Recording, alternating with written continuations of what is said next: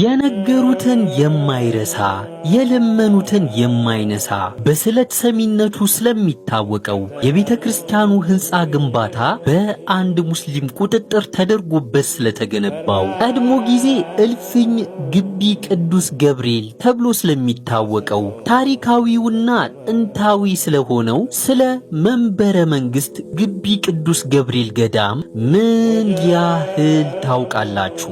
በነገራችን ላይ ይህንን ቪዲዮ ላይክ፣ ሼር እና ኮፒ ሊንክ በማድረግ ብቻ የዚህን ቤተክርስቲያን ታሪክ ለብዙ ሰዎች ማድረስ ትችላላችሁ። በየዕለቱ እንደዚህ ያሉ የአብያተ ክርስቲያናት ታሪክ እንዲደርሷችሁም ይህንን ገጽ ፎሎ ማድረግ እንዳይረሳ።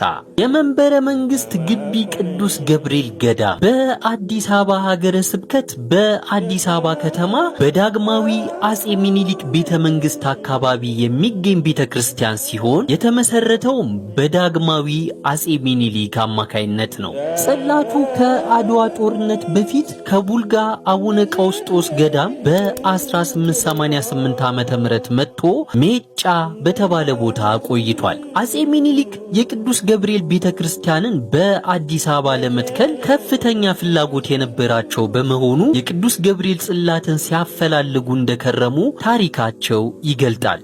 በኋላም ፊት አውራሪ ገብረ ጊዮርጊስ የተባሉ የአጼ ሚኒሊክ ባለሟል ለነበሩት ለአፈ ንጉስ ነሲቡ የቅዱስ ገብርኤል ታቦት በሜጫ መኖሩን በነገሯቸው ጊዜ አፈ ንጉስ ነሲቡ ይህንን ዜና ለንጉሱ አበሰሩ። ንጉሱ አጼ ሚኒሊክም ጽላቱን ከሜጫ በቶሎ እንዲመጣ በማድረግ ታካ ነገስት ባታ ለማርያም ግቢ ውስጥ በምትገኘው በጊዜው የንጉሱ ጸሎት ቤት በነበረችው በስዕል ቤት ኪዳነ ምሕረት አስገቡት። በጊዜው የራስ ተፈሪ አባት የሆኑት ራስ መኮንን ይህንን ታቦት ግዛታቸው ወደ ነበረው ሐረር ለመውሰድ አስበው የነበር ቢሆንም ንጉስ ሚኒሊክ ግን ይህንን ጽላት በአዲስ አበባ ቤተክርስቲያን አሰርተው ለማስገባት አስበው ያስመጡት በመሆኑ የራስ መኮንን እቅድ ቀርቶ በዚያው በስዕል ቤት ኪዳነ ምሕረት ሊቆይ ይችላል። አጼ ሚኒሊክ ከአድዋ ጦርነት ከተመለሱ በኋላ በአዲስ አበባ ከፍተኛ ንፋስ ተነስቶ ህዝቡን ያሸብር ጀመር። ንጉሱም በዚህ ጉዳይ ተጨንቀው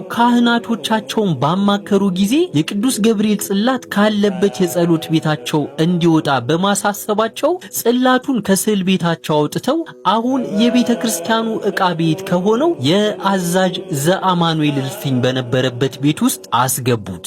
በጊዜው ጽላቱ ከስዕል ቤት ኪዳነ ምሕረት ወጥቶ በእልፍኝ በመግባቱ እልፍኝ ገብርኤል ተብሎ ይጠራም ነበር። አሁን ያለው ሕንጻ ቤተ ክርስቲያን አጼ ሚኒሊክን ቀብተው ባነገሱት በብፁዕ አቡነ ማቲያስ ግብፃዊ የመሰረት ድንጋዩ የተጣለ ሲሆን የቤተ ክርስቲያኑ ግንባታ የቤተ መንግስቱ የግንባታ ኃላፊ ወሊ መሐመድ በተባሉ ሙስሊም ሰው አማካይነት ሲመራ እንደቆየ ታሪኩ ይገልጣል። ወሊ መሐመድ ይህም ቤተ ክርስቲያን ተከታትለው በሚያሰሩበት ወቅት ከቤተ መንግስቱ ዝቅ ብሎ የሚገኘውን በአዲስ አበባ የመጀመሪያ የሆነውን መስጊድ ለእሳቸውና ለተከታዮቻቸው እንዳሰሩት ይነገራል። የቤተ ክርስቲያኑ ስዕል በሳሊ ካሳ አረጋኝ የተሳለ ሲሆን ስዕሉን ስሎ ለማጠናቀቅም 4 ዓመታት ፈጅቷል።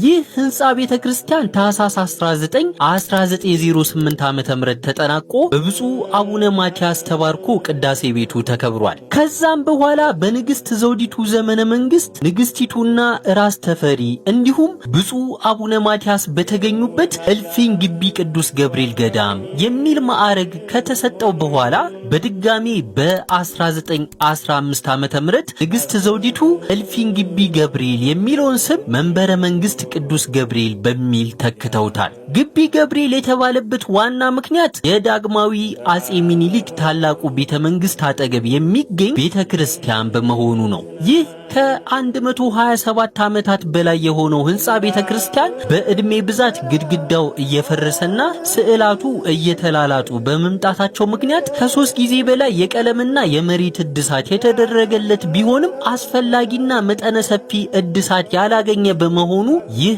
ታሪካዊ ቤተክርስቲያን በአደጋ ውስጥ እንደሚገኝ የቤተክርስቲያኑ ካህናት ይገልጣሉ። በዚህ ጥንታዊ ቤተክርስቲያን ውስጥ ቀድሞ ጊዜ የነበረው የታቦት መንበር ከአጼ ሚኒሊክ የተበረከተ ደውል፣ ከነገስታቱ የተበረከቱለት ከብር የተሰራ ከበሮ፣ የብር ጽናህና መስቀል፣ ሌሎችም ቅርሶች ይገኙበታል። እስኪ ስለ መንበረ መንግስት ግቢ ቅዱስ ገብርኤል ገዳም የምታውቁትን ኮመንት አድርጉልኝ። በነገራችን ላይ ባዮ ላይ ያለውን የቴሌግራም ቻናሌን ብትቀላቀሉ እነዚህንና ሌሎች የአብያተ ክርስቲያናት ታሪኮችን እስከነ ምንጮቻቸው በጽሁፍ ማግኘት ትችላላችሁ። ይህ ታሪክም ለብዙ ሰዎች እንዲደርስ ላይክ፣ ሼር፣ ኮፒ ሊንክ እንዲሁም ይህንን ገጽ ፎሎ ማድረግ እንዳይረሳ።